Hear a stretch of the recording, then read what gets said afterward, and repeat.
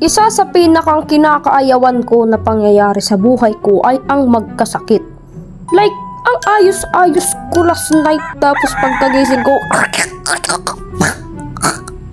parang tinubuan ng tinik yung lalamunan ko at hindi na ako makalunok. At that time, marirealize mo na you are cooked. From my experience, pinakang ayaw ko ay yung first day na pagkakaroon ng sipon. Kasi,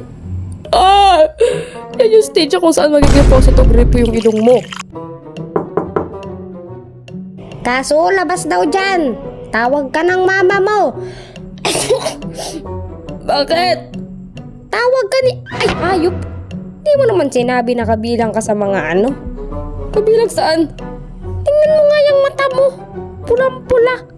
Kung ako sa'yo, sumurinder ka na sa mga pulis. Hoy, loko ka. Sinisipon lang ako. And yes, oo, tama. Hindi ka nagkakamali. Kasama dyan yung pagluluha ng mga mata. Kaya ito'y namumula. At sama sa piling yan. Pero mas masama sa piling yung pinagkamulan akong adik nitong kupal na to na mukha namang mas adik sa akin. Hala be, nagkamali lang naman. Tao lang din ba be? Tao lang din. Anyways, isa pa dyan ay yung pag matutulog ka na. Hindi ka talaga makatulog ng maayos kasi nga grapong barado ang atake ng ilong ng ate ko na yan. So ang ginagawa ko dyan mga guys ay nagtatry ako ng iba't ibang position ng pagtulog. Tulad ng nakadapa, nakatagilid, nakaupo, nakatayo, nakatiwarik, nakaupo, nakaluhod, nakasabit na parang si Batman. I'm Batman! Hanggang sa makahinga ako ng maayos. Pero paano na kung hindi ko nahanap yung position? Hindi wag na matulog. Suminghot ka na lang ng suminghot diyan sa Gedli. Kami lang mga bi, kailangan natin ng tulog ha. Matulog din ha. Matulog, yung iba kahit walang sakit, di natutulog. Sino kinakausap mo? Sarili mo lang kinakausap mo ah. Ay, nakaharap pala yung salamin. Ba't kasi dito mo nilagay yung salamin? Ha? Kasalanan ko pa! Abay, oo! Tapos after ng baradong ilong na night is magigising ako, di ba? Pinakang best part dito is yung pagkatayo ko. Boom! Tanggal ang parado ng ilong. So refreshing. Kaso nadagdagan ng sakit yung aking nararamdaman kasi nakatulog akong nakaupo. Kaya paggising ko, boom! Lagnat plus back pain. Amazing combination. Grabe na Lord. Pero dahil maangas tayo, hindi dapat natin ipapakita sa mga tao na ganito ang kalagayan natin. Dapat maangas pa rin kahit may sakit. Ganun yun. So ang ending nan, gagawin ko pa rin yung mga utos ng aking ina. O yan, ayan. Ginusto mo yan, di ba? Maangas ka! Imbis na nagpapahinga ka, hindi. Ginagawa mo yung mga utos kasi ang alam ng mama mo, wala kang sakit. Panindigan mo yan! Mama, may sakit ako! And ayun, nalaman din ng aking ina na ako ay may sakit. Kaya guys, wag nang gayahin ha. Kung may nararamdaman, magpahinga. Wag na magpaangas-angas para kang tanga. Walang mapupuntahan yung pag-aangas-angas mo kung hindi maganda ang pakiramdam mo. Umayos ka nga, mag-isip-isip din ha. Kausap mo na naman sarili mo. Ay, tanggalin mo na kasi yung salamin dito. At ngayon mga guys, tapos ko na i-share sa inyo ang aking mga paghihirap.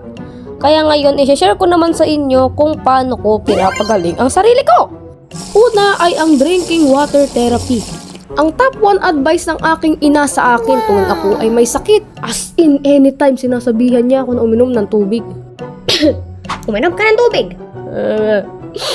Uminom ka sabi ng tubig. Uminom ka ng tubig. Uminom ka ng tubig. Uminom ka ng tubig. Ay, grabe talaga ang pagmamahal. Uminom ka ng tubig. Pangalawa ay cold compress. Favorite ko to kasi malamig sa ulo. Cold nga eh. Baliw ang pote. Lagi ko tong ginagawa para mabawasan yung init ng body temperature ko. Pangatlo ay suob or steam inhalation. Ginagawa ko naman to para sa barado kong ilong. And yeah, gumana naman siya sa akin. Effective naman. Nag-work naman. Ayos naman siya. Good naman. And last but not the least, medication.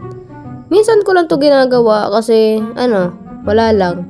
Di mo lang malunok yung gamot. Wala na, binunyag. At dahil binunyag na nga ng taong ito, sasabihin ko na rin, hindi ko talaga kayang lunukin yung isang buong Bajesic. Minus point sa angas. Well, sometimes nalulunok ko naman pero super bihira. Ewan ko, dire-decline lang talaga siya ng lalamunan ko. At sinabayan pa ng pag-overthink ko na baka ito pa yung maging cause ng choking ko at bategi bam-bam. Grabe. So, ang ginagawa ko mga guys, sinahati ko sa gitna. So, nangyayari, 2 beses akong nainom. And yan, boom, amazing, nainom ko siya. Lagnat, go away, shoot! And ayun, na-reach na natin ang dulo ng ating script. Kaya dito na magtatapos ang ating video. Also, follow all my social medias here para mas updated ka sa akin. Yee! Updated!